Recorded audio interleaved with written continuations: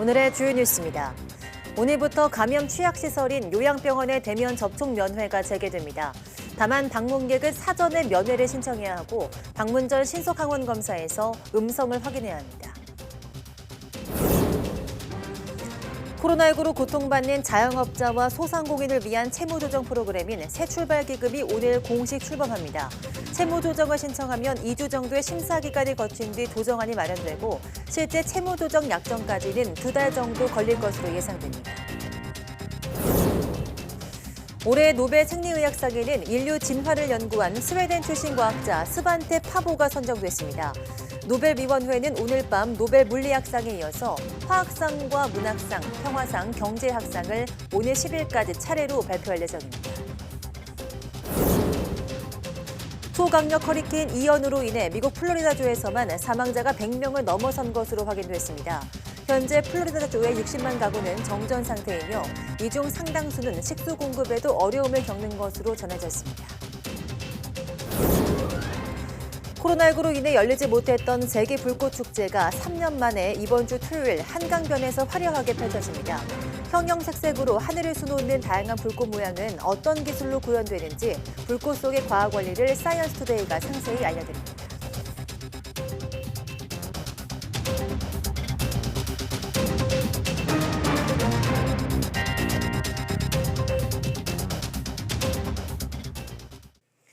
네, 여러분 안녕하십니까? 10월 4일 사이언스 투데이 시작합니다. 오늘 0시 기준 코로나19 신규 환자는 어제보다 4천여 명 많은 16,423명으로 집계됐습니다. 일주일 전보다 2만 2천여 명 줄었고 2주 전보다는 3만 1천여 명 감소했습니다. 화요일 발표 기준으로 지난 6월 28일 이후 14주 만에 최저치입니다. 신규 환자 중 국내 발생은 16,317명, 해외 유입은 106명입니다. 위중증 환자는 353명으로 일주일째 300명대를 나타냈습니다. 사망자는 19명으로 누적 사망자는 2만 8,528명, 치명률은 0.11%입니다. 네, 요양병원과 시설에 있는 어르신들이 다시 가족과 따뜻한 손을 맞잡을 수 있게 됩니다. 정부는 오늘부터 요양병원과 시설, 정신병원, 장애인 시설 등의 대면 접촉 면회를 허용한다고 밝혔습니다. 이 시설들은 코로나19 여름 재유행이 확산하면서 지난 7월 25일부터 접촉 면회가 다시 금지돼 가림막을 두는 방식 등으로 비접촉 면회만 가능했습니다. 하지만 코로나19 재유행이 확연히 감소세로 접어들면서 60세 이상 중증화율과 치명률이 지난 8월 기준 각각 0.42%, 0.23%로 감소했고 감염 취약시설의 집단 감염도 감소하면서 2개월여 만에 접촉 면회가 재개됩니다. 방문객은 사전에 예약하고 신속항원 검사 음성을 확인해야 면회가 가능하고 실내 마스크 착용 등 방역 수칙도 지켜야 합니다. 코로나19로 어려움을 겪는 자영업자와 소상공인을 위한 새출발 기금이 오늘 공식 출범합니다. 사전 신청 기간에만 3,000명 가까운 사람이 채무 조정을 신청했는데요. 실제 부담 완화로 이어질 수 있을지 주목됩니다. 강희경 기자입니다. 새출발 기금은 코로나19 여파로 고통받는 자영업자와 소상공인을 위해 정부가 마련한 채무 조정 프로그램입니다. 전체 30조 원 규모로 원금 탕감을 둘러싼 도덕적 해이 논란을 딛고 이번 주 공식 출범합니다. 앞서 지난달 27일부터 진행된 사전 신청 기간에는 3일째까지 3,000명 가까운 사람이 채무 조정을 신청했습니다. 규모는 4,027억 원에 이릅니다.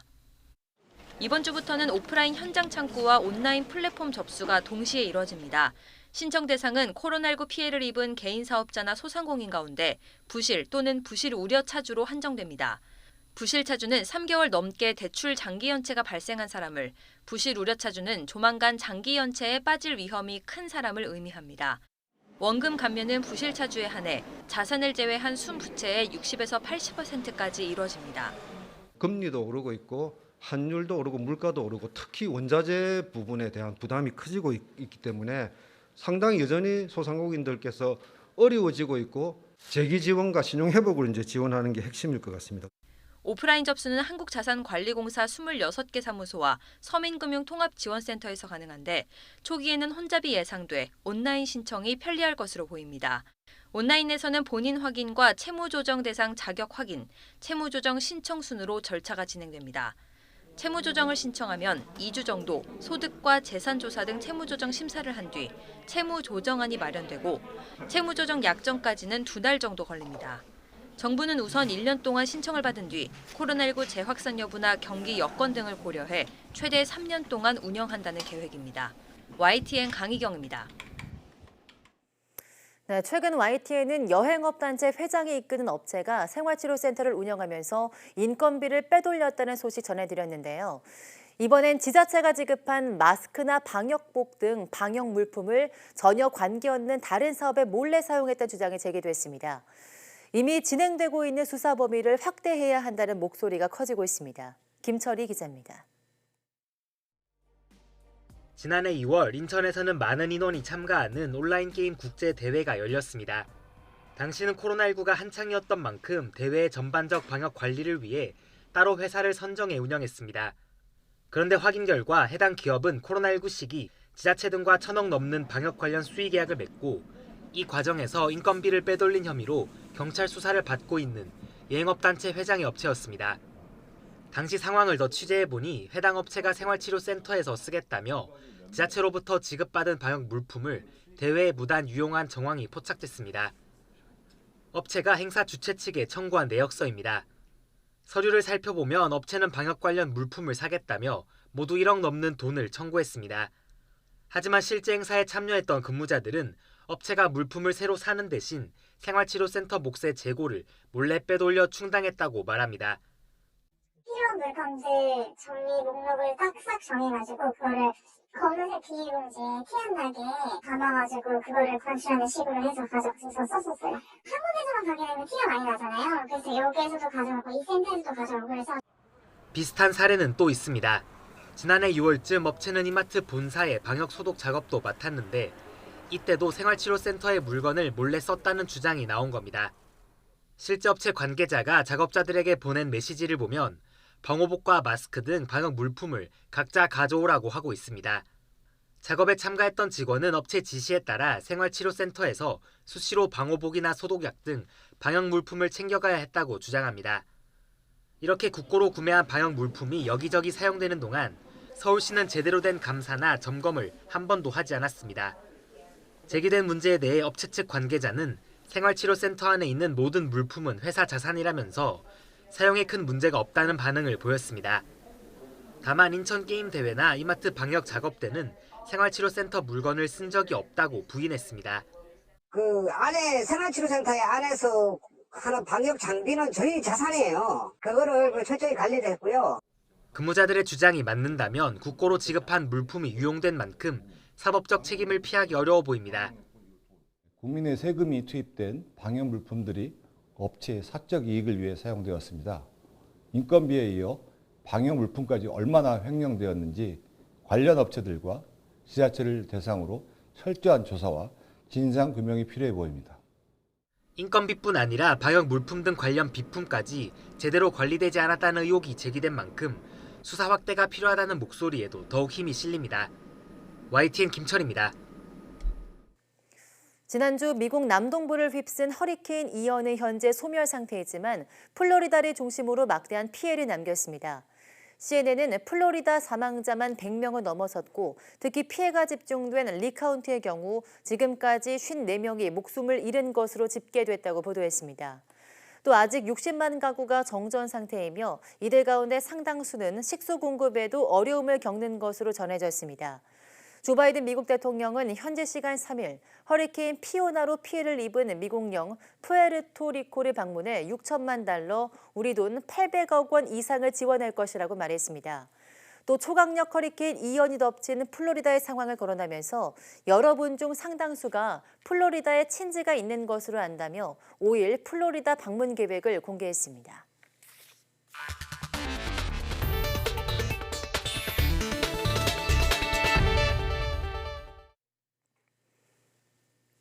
네, 올해 노벨 생리의학상 수상자로 독일 막스 플랑크 진화인류학 연구소 소속 스웨덴 출신의 스반테 파보가 선정됐습니다.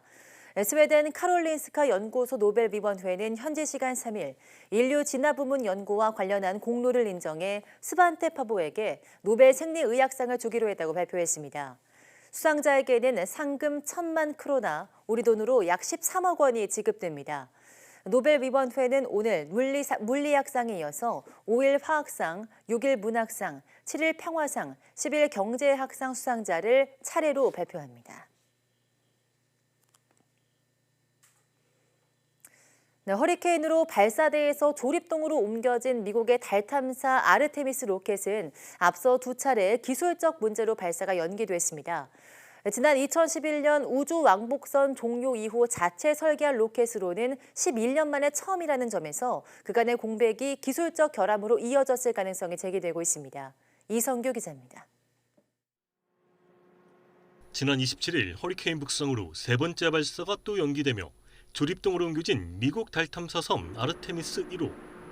기상 조건으로 연기됐지만 새 발사 준비를 위해서 발사체인 스페이스 론치 시스템 SLS 로켓의 종합 점검이 불가피합니다.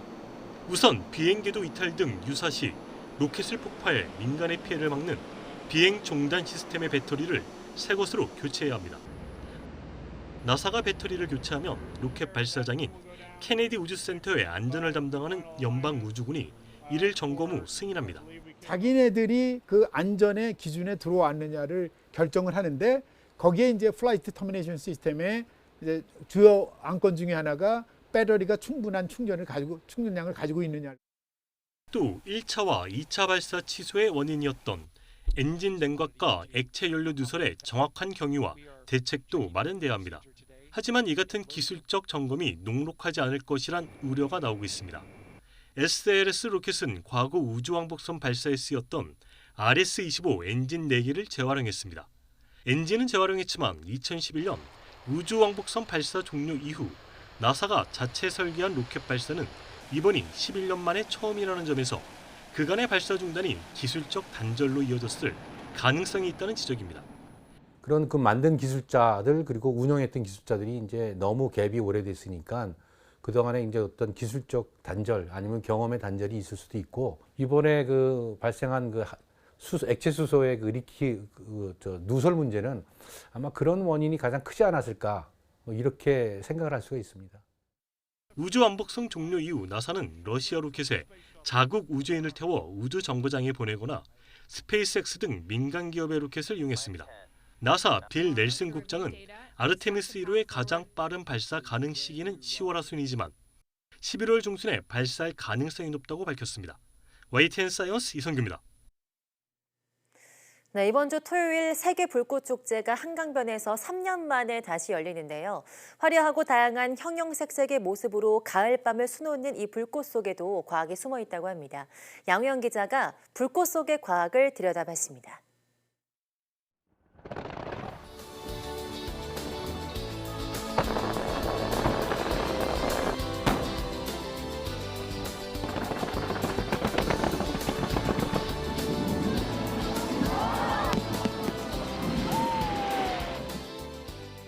불꽃놀이에 쓰이는 둥근 화약입니다. 다양한 불꽃의 모양은 이 둥근 화약 속 내부 구조 안에 숨어 있습니다. 화약 안에는 불꽃을 위로 쏘아 올리는 추진제와 불꽃을 터뜨리는 한약, 그리고 불꽃 모양을 만드는 작은 화약 별이 들어 있습니다. 별을 어떻게 배치하느냐에 따라 불꽃 모양이 달라지는데 별을 공 모양으로 이중 배치하면 국화꽃이, 웃는 표정으로 배치하면 스마일 불꽃이 만들어집니다. 화약을 감싼 종이가 두꺼우면 동그란 불꽃이, 얇게 감싸면 폭포수 불꽃이 터집니다. 또 도화선 길이에 따라 원하는 높이에서 원하는 시간에 불꽃이 터질 수 있게 만드는데 여기에 ICT 기술을 더하면 음악에 맞춰 춤을 추는 불꽃 연출도 가능합니다. 불꽃은 1초를 30프레임으로 쪼개진 30분의 1초로 연출이 되고 있고요. 이번에는 모바일에서 앱을 설치를 하시면 실시간으로 동시에 불꽃 그리고 조명 모든 것들이 동시에 플레이가 되기 때문에 불꽃의 다양한 색은 금속의 불꽃 반응을 이용하는데 구리는 청록색, 나트륨은 노란색, 스트론튬은 빨간색의 불꽃을 만듭니다. 여기에 마그네슘을 섞으면 밝은 빛이 나고 알루미늄을 섞으면 웅장한 폭발음도 가능해집니다. 한강에서 열리는 세계 불꽃 축제는 안전거리를 고려해 지름 30cm짜리 화약까지만 사용합니다. 이렇게 만들어진 가장 큰 불꽃은 높이 270m에서 터지는데 지름이 250m에 달합니다. 이 때문에 발사대에서 최소 300m 이상은 떨어져서 감상하는 게 좋습니다. YTN 사이언스 양우영입니다. 정부가 쌀값 안정을 위해서 시장 격리와 공공 비축미를 포함해 모두 90만 톤의 쌀을 올해 매입하기로 했습니다. 농림축산식품부는 올해 작황이 좋지만 쌀 소비량이 줄어서 수급 과잉이 전망된다며 이 같은 쌀 수급 안정 대책을 마련했다고 밝혔습니다. 정부는 지난달 역대 최대인 45만 톤의 쌀을 올해 매입해서 시장에서 격리하기로 했고 유사시나 천재지변에 대비한 공공비축미도 45만 톤으로 확대하기로 했습니다. 또 농협을 비롯해 산지 유통업체의 벼 매입 자금 3조 3천억 원을 지원해 농민들의 쌀 판매를 돕기로 했습니다. 환율이 무섭게 오르면서 외국에서 원자재를 들여오거나 달러 빚을 진 기업들의 부담도 커졌습니다. 우리 기업이 갚아야 하는 외화 빚은 역대 최대인 210조 원까지 늘었습니다. 이승윤 기자입니다. 10월 11일부터 일본 무비자 개인 여행이 풀려 한숨 돌렸던 항공업계. 하지만 거침없이 치솟는 원달러 환율에 다시 깊은 한숨을 내쉬고 있습니다. 항공기를 들어오며 막대한 외화 차입금을 조달한 대한항공과 아시아나항공은 환율이 10원 오르면 각각 350억 원, 284억 원가량 외화 평가 손실이 발생하기 때문입니다. 항공사는 일반적으로 외화 결제 비중이 높아 환율이 오르면 평가 손익과 현금 흐름의 변동이 발생합니다. 이러한 외생적인 환율 변동 위험을 최소화하기 위해 파생 상품 등을 통한 해칭으로 적극적인 수익성 관리를 하고 있습니다. 수입 원자재 의존도가 높은 배터리 업계와 석유화학 기업들도 고환율이 큰 타격입니다.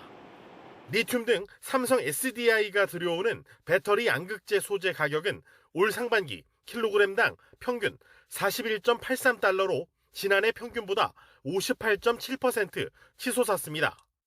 LG화학이 들여오는 나프타 수입 가격은 올 상반기 톤당 평균 876달러로 지난해 평균보다 35.8% 올랐습니다. 기업별 외화 부채 규모는 SK하이닉스와 SK이노베이션, LG에너지솔루션, 대한항공의 순으로 컸습니다. 국내 기업이 갚아야 하는 외화 빚은 대외 채무 합계는 2019년 말 1,125억 달러에서 2020년 말 1,234억 달러, 지난해 말 1,452억 달러로 급증했습니다. 이어 올 상반기 말 1,491억 달러, 우리 돈으로 210조 원까지 오르며 역대 최대치를 찍어 기업들의 금융 부담이 늘어날 전망입니다. 정부는 고환율이 제품 가격의 급격한 상승과 투자 축소로 이어지지 않도록 기업들의 협조를 당부하기도 했습니다. 최근 우리 경제는 글로벌 에너지 위기와 삼고와 함께 경기 침체 등 많은 어려움에 직면해 있습니다. 기업인 여러분들의 적극적인 협력이 절실합니다. 상당수의 기업들은 미리 재고를 충분히 쌓아놓고 위기에 대응하고 있지만 지금처럼 고환율이 지속되면 추가적인 물가 상승 압박 요인으로 작용할 수 있어서 고물가 속에 불황인 스태그플레이션을 불러올 수 있다고 우려하고 있습니다. YTN 이승윤입니다. 영국의 신임 트러스 총리가 결국 부자 감세 정책을 철회하면서 집권 한 달 만에 체면을 구겼지만 금융시장은 반색했습니다. 국채금리가 안정세를 보이면서 뉴욕 증시는 2.5% 안팎의 급등세로 4분기를 기분 좋게 시작했습니다. 워싱턴 권준기 특파원이 보도합니다.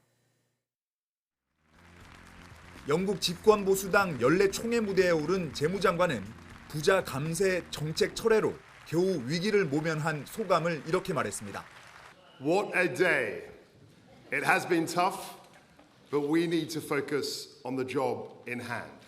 하지만 행사장 밖에선 신임 트러스 총리를 비롯한 내각 주요 인사들을 비판하는 목소리가 끊이지 않았습니다. 시위대는 상위 1% 부자의 세금을 절반 가까이 깎아주려다 거센 반발에 직면해 백기를 든 트러스 총리를 조롱했습니다. Conference delegates, this way for the U-turn. 집권 한 달 만에 헛발질로 트러스 총리 내각은 조기 퇴진론에 직면했지만 금융시장은 웃었습니다.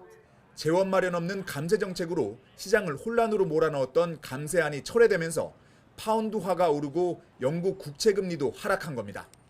영국 국채가 진정되자 미국 국채금리도 덩달아 떨어졌습니다. 지난주 4%를 넘었던 미국 10년 만기 국채금리가 3.6% 안팎까지 내려간 겁니다. 여기에 원유 가격 급등으로 에너지주가 치솟으면서 뉴욕 증시는 모처럼 반등했습니다.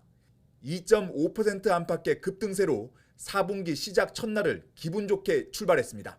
다만 지난주 주요 물가지수가 생각보다 나빠 연방준비제도의 공격적인 금리 인상을 더 부추길 수 있다는 전망이 나오는 점은 시장의 불안 요소입니다. 지금 시장은 3분기 기업 실적을 특히 주목하고 있습니다. 여전히 심각한 인플레이션과 가파른 금리 인상 속에 실제 기업 성과가 어떤지에 따라 주식시장도 갈피를 잡을 수 있을 전망입니다. 워싱턴에서 YTN 권윤기입니다. 스마트폰에 어플 하나만 깔아도 돈을 벌 수 있다는 앱테크가 요즘 인기입니다. 자투리 시간을 활용해 미션을 완수하면 쏠쏠한 수입을 챙길 수 있다고 하는데요. 윤혜리 기자가 보도합니다. 월급 빼고 다 오른다는 말이 실감나는 요즘. 스마트폰 애플리케이션으로 돈을 벌 수 있는 앱테크가 인기입니다. 하루에 20분 정도만 앱테크에 투자를 하고 있고요. 월 수익 30만 원 이상을 꾸준히 얻고 있어요. 짭짤한 부수입을 벌었다는 말에 진짜 꿀 부업일지 직접 도전해봤습니다. 하루에 10,000걸음을 채우면 보상을 받는 앱입니다.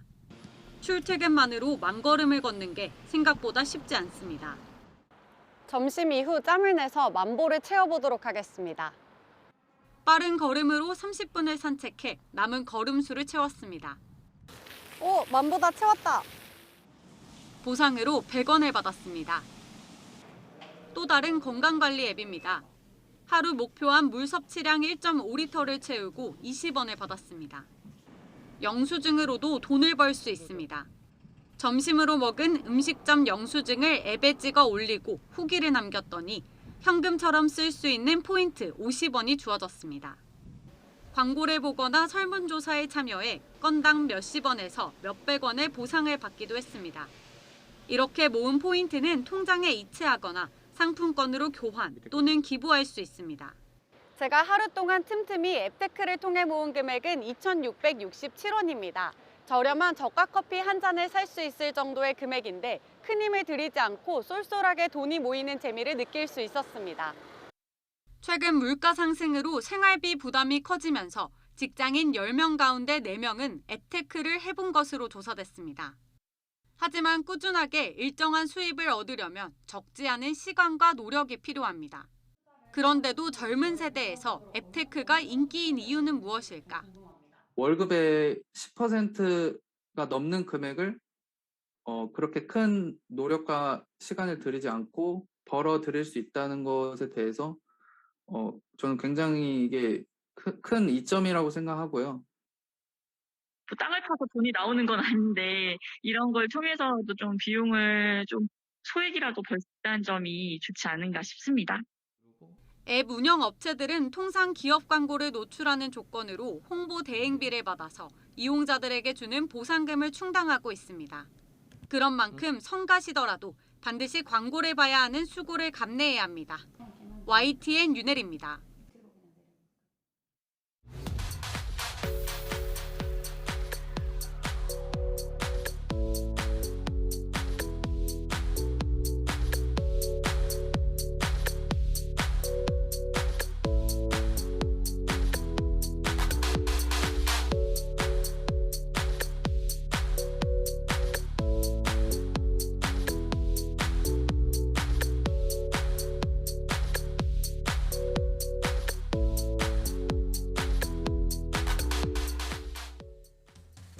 네, 삶은 선택의 연속이라고 하죠. 매 순간 크고 작은 결정들을 끊임없이 해야 한다는 뜻인데요. 이런 결정에는 이성적인 판단뿐 아니라 의외로 감정도 크게 작용한다고 하죠.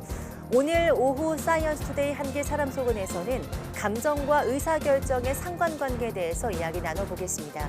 많은 시청 바랍니다. 함께해 주신 여러분 고맙습니다.